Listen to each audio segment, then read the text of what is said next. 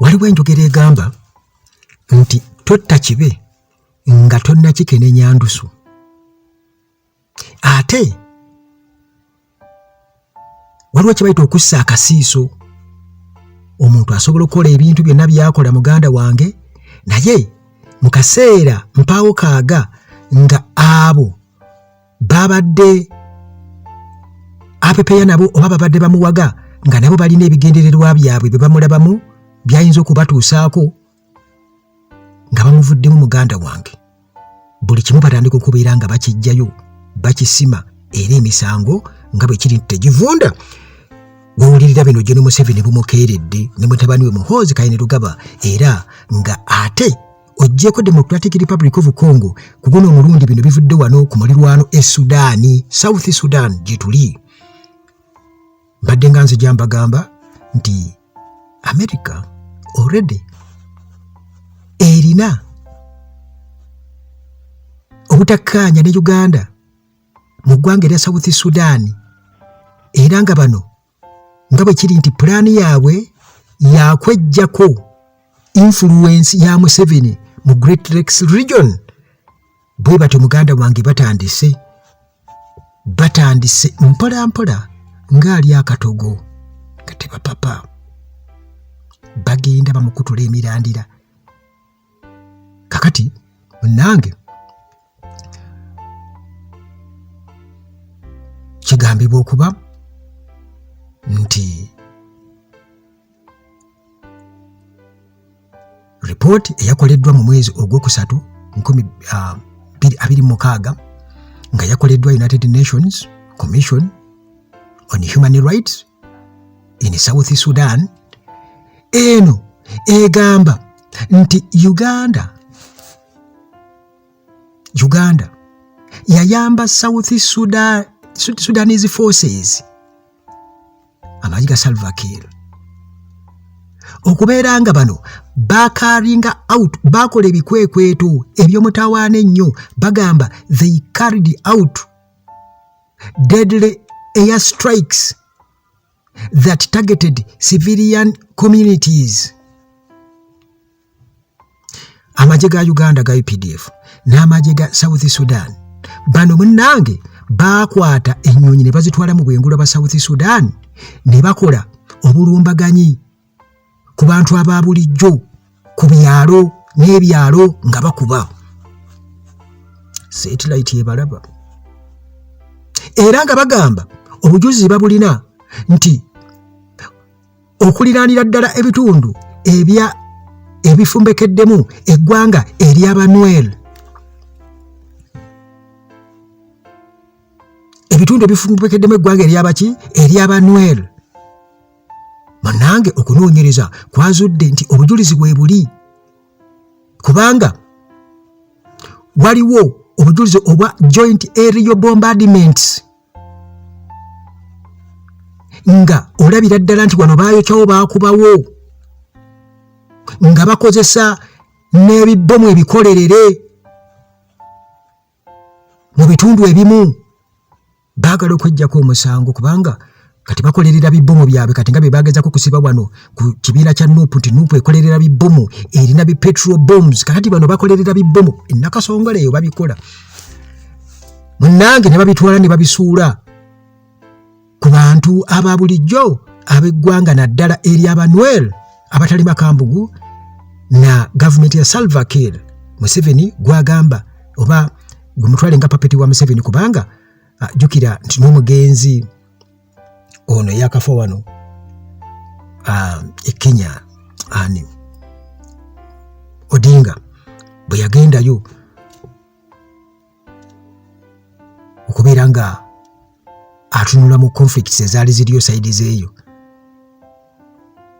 bamugamba Salva Kiir yamugamba nti siyina kye nyinza kugamba wabula genda osooka osaba olukusa okuva eri Museveni. Era Museveni yatukakasa n'atugamba nti ye ebintu by'e Sudaani yabimanyi nti bano baasitula ennyonyi ne bazitwala mu bwengula bwa Sudaani nga zirimu bino bibbomu ebikolerere, ne bakuba abantu ababulijjo abalina musango mu community z'Abanwel abatali makambugu na government ya Sudan. Kakati biki bibaazuula naye nga muganda wange teweerabira aba Hillside View Apartments gye bali nnyo wali ejjanye ku kyaki ku Entebbe Road bw'otuuka Namulanda Kitendeka Jansi buuza ewali Hillside View Apartments era nga bw'otuuka ewali kyaki ejjanyi awo oba omaze okubeera ng'otuukawo. Apartments nnungi nnyo njoyo tebulungi nnyo ate nga ne maintenance palace bano solar systems zonna bazirina balina ebyamazzi n'ebyamasanyalaze ne ttiimu ey'abakugu esobola okuyambako okubeera nti bakuyambako ku installinga kyonna ky'obobeera waguzeeko wonna wooli okwetooloola eggwanga. Dr. Waali temufana birwadde.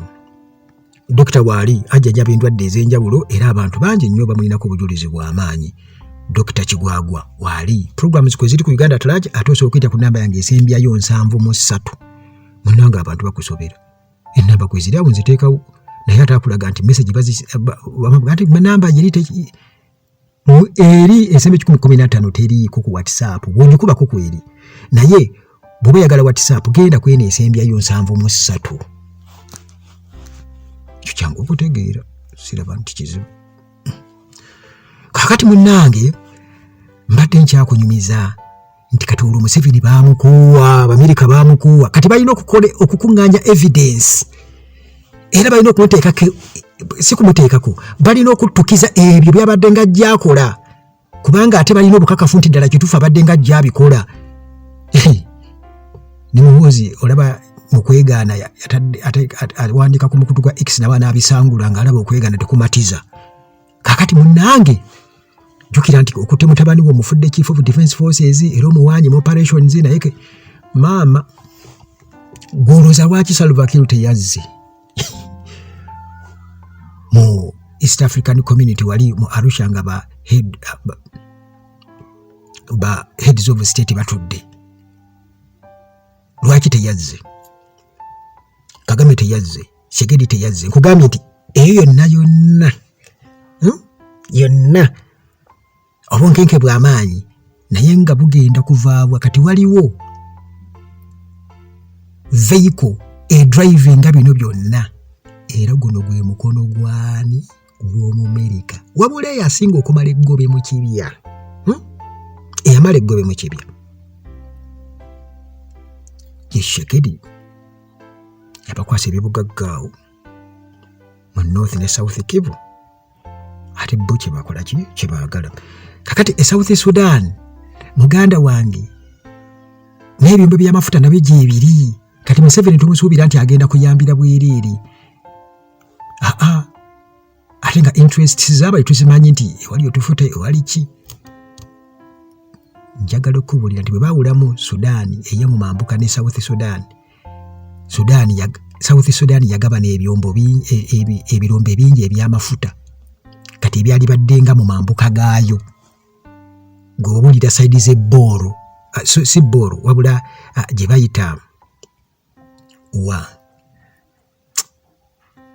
neerabiddeyo naye waaliyo okulwana kw'amaanyi nnyo sayidi zeeyo si bbooro no walala eri mu mambuka Darfur twogera ku Darfur yes erinnya lizze twogera ku Darfur kakati ebitundu ebyo birimu amafuta sayidi zeeyo era Sudan y'omu mambuka yali ebeesinga ku mafuta gaawo naye kati baagabana ate South Sudan yatwalira ddala agakola ki agaweerako. Njagala otegere bulungi nnyo kubanga nakugamba nti zino zigenda kubeera interests za njawulo. Abanoonya enkyukakyuka wane Uganda balina ebigendererwa birala nnyo ku byabo Abamerika bo bye balina naye ate buli sayidi eyinza okuteekinga advantage ya ginne waayo. Bali baagala okusangulawo Kingmaker Museveni ne Kagame balina okuba nti nno babeesinga ku bantu abaakoowa. Tugende mu maaso kakati babavunaana ki kubanga bino okusobola okubiwa omuzinzi tulina okuba nga tubiwa oba tubireetera ku mboozi ezisobola okubeera nga ate zinnyonnyola ebyo byennyini nnyini ebitambulira mu layini eyo example mwe nina okubeera nga nzibawera entakera. Munnange bagamba bo mu ripooti yaabwe, ripooti aba United Nations Commission on High Rights in South Sudan, bano nga banenya Uganda bebadinyenya, bagamba targeting civilians, okubeera nga batargetinga mu bugenderevu okutta abantu aba bulijjo, era bagamba nti obulumbaganyi buno obw'ennyonyi, strikes z'ennyonyi zaayonoona amaka g'abantu era ne kiviirako abantu okufa, civilian deaths. Kitegedde omuli abaana n'abakyala bongera okubeera nga bakakasa, omuli abaana n'abakyala. Gy'emisango giri ku Museveni ne mutabani we. Kakati obuvunaanyizibwa bwa Uganda bongera okulambulula ensonga, bagamba nti obukakafu bwe buli obulaga nti ennyonyi nga zino zaali zivugibwa amagye g'e Uganda UPDF, zaabuuka okuva mu Uganda ne ziyingira ne zitandika okubeera nga ziboominga, zikasuka bibbomu bino ku bantu mu bitundu omuli abantu ne bafa, ne batugamba naddala abaana n'abakyala. Bongera okubeera nga basiteetinga, bagamba arms embargo violation, amateeka ku byokulwanyisa mu nsi yonna. Kakati UN bwetyo eripootinga egamba nti Uganda tanka zaayo n'ebikozesebwa ebirala mu magye byayingira South Sudan. Bino nno ne biyisa olugaayo oba ne biviolatinga 2018 arms embargo.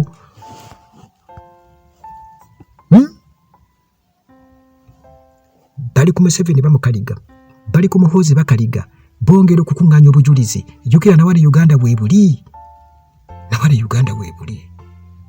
Jjukira Museveni yaniriza famire ya Koni ali wanted, ensi yonna emunoonya. Okitegedde? Kyokka ate famire yagiyiwa welcoming, n'abawa n'omusimbi muyitirivu, n'ababuuza nababuuza ali atya. Kintu ekyo kyaŋŋamba ono kakati kiki ekyo kyokka ate be basalako emimwa n'abaki bonna bali eyo bakaaba.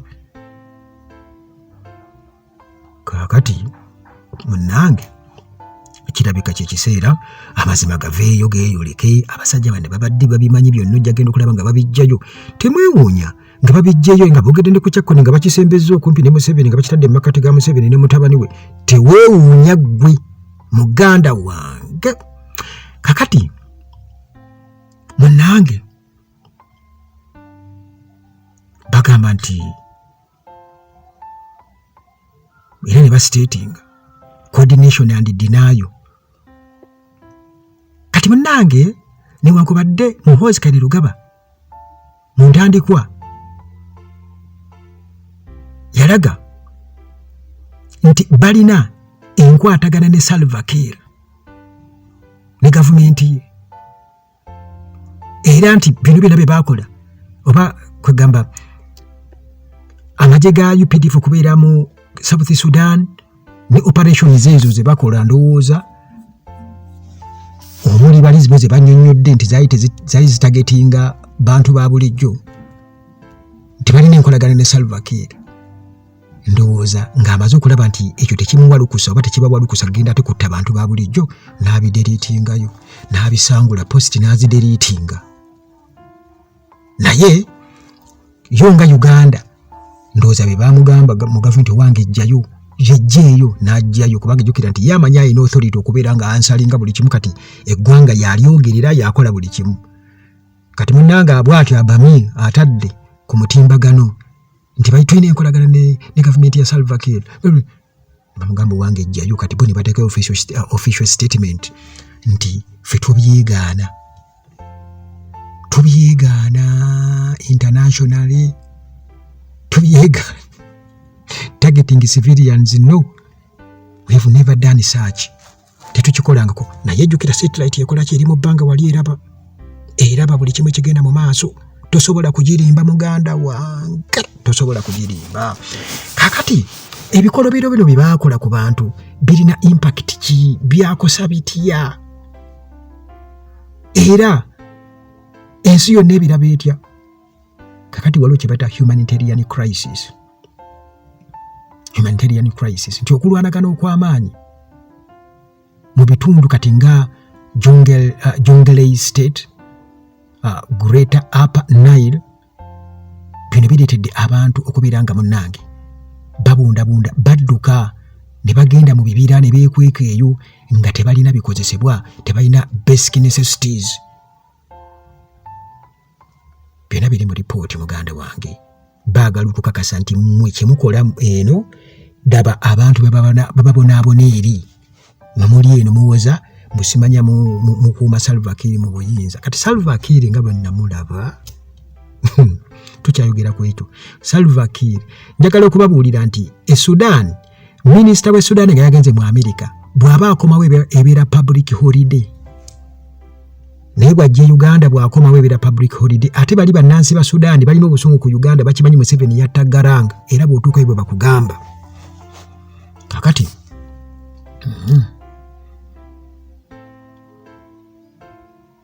nkugambye nti tuli ku impact ne response.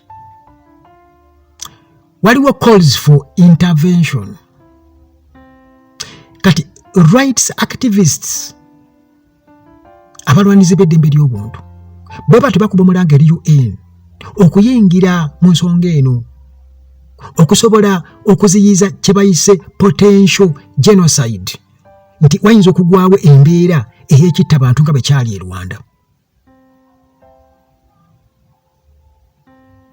Kubanga bano bagamba nti ekisooka amawanga kati nga Uganda, eggwanga nga Uganda okweyingiza mu nsonga ezo, kino kireetawo ate okumenya peace agreement eya 2018. Kakati munange UN report bwetyo egamba nti ekuba tochi mu mutendera mu ngeri y'okupulaninga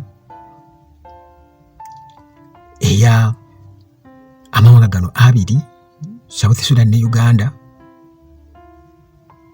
mu kubeera nti nno baateeka kye bayita obulumbaganyi ku bantu abatalina musango ba civilians.